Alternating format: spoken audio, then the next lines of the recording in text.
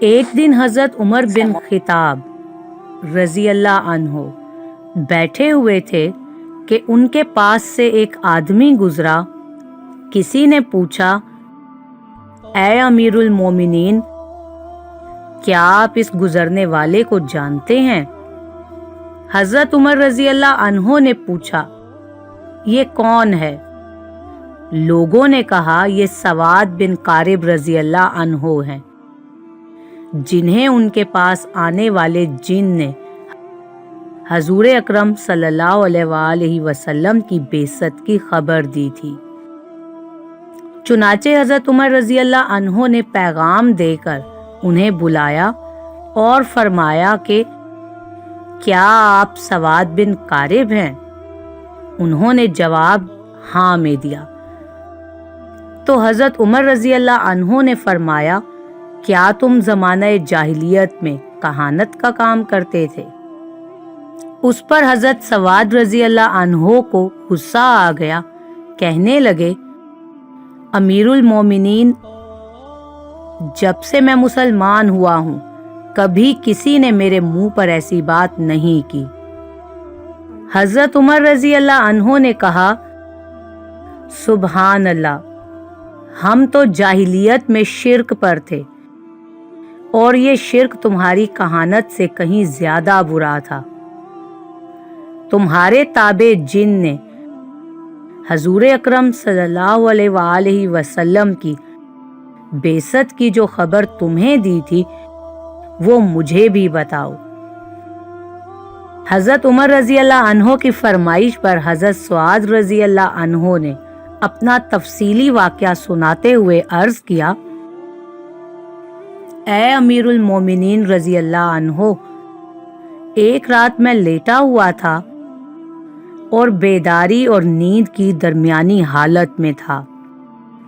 میرا جن میرے پاس آیا اور مجھے پاؤں مار کر کہا، اے سواد بن قارب، اٹھ اور میری بات غور سے سن۔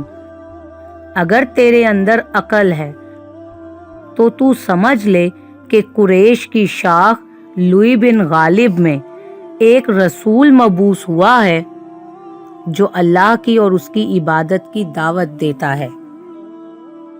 مجھے اس کی بات پر تعجب ہوا کہ جنات حق کی تلاش کر رہے ہیں اور سفید اونٹوں پر کجاوے باندھ کر ہر طرف کا سفر کر رہے ہیں۔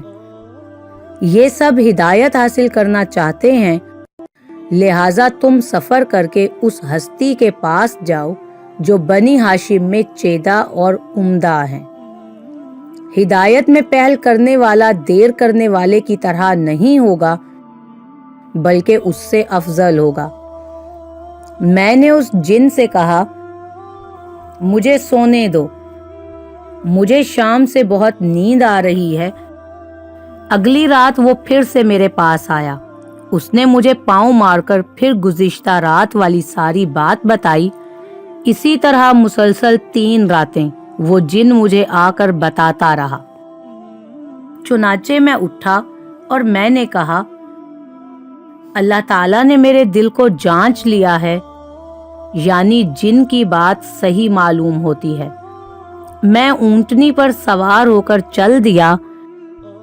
پھر میں مدینہ آیا تو وہاں حضور اکرم صلی اللہ علیہ وآلہ وسلم اپنے صحابہ رضی اللہ عنہم میں تشریف فرما تھے۔ میں نے قریب جا کر عرض کیا، میری درخواست بھی سن لیجئے۔ آپ صلی اللہ علیہ وآلہ وسلم نے فرمایا، کہو۔ میں نے کچھ اشعار پڑھے جن کا ترجمہ یہ ہے، ابتدائی رات کا کچھ حصہ گزر جانے کے بعد اور میرے کچھ سو لینے کے بعد مجھے سرگوشی کرنے والا جن میرے پاس 3 رات آتا رہا، اور جہاں تک میں نے اسے آزمایا وہ جھوٹا نہیں تھا۔ وہ ہر رات مجھے یہی کہتا تھا کہ تمہارے پاس ایک رسول صلی اللہ علیہ وآلہ وسلم آیا ہے جو قبیلہ لوئی بن غالب سے ہے۔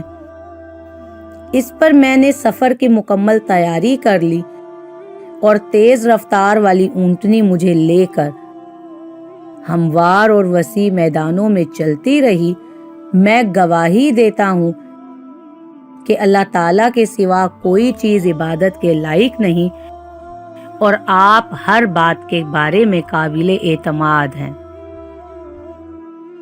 اے قابل احترام اور پاکیزہ لوگوں کے بیٹے،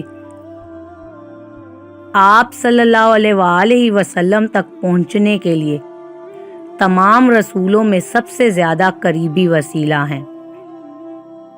اے روئے زمین پر چلنے والے سب سے اچھے انسان، آپ صلی اللہ علیہ وسلم ہمیں ان تمام اعمال کا حکم فرمائیں جو آپ صلی اللہ علیہ وسلم کے پاس اللہ کی طرف سے آ رہے ہیں۔ ہم ان اعمال کو ضرور کریں گے، چاہے ان اعمال کی محنت میں ہمارے بال سفید ہو جائیں۔ آپ صلی اللہ علیہ وسلم اس دن کے لیے میرے سفارشی بن جائیں جس دن آپ صلی اللہ علیہ وسلم کے علاوہ کوئی اور سفارشی سواد بن قارب کے کام نہیں آ سکتا۔